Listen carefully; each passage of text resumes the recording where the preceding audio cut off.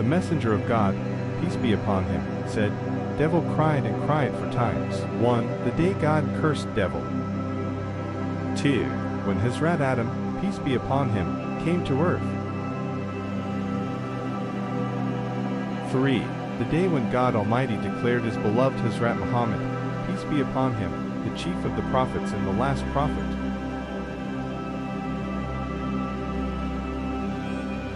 4. On that day when Surah Hamid was revealed. Share this Islamic information to your friends as an ongoing reward. This hadith of the Prophet, peace be upon him, that you have shared will continue to reward you and your parents even after you leave this world.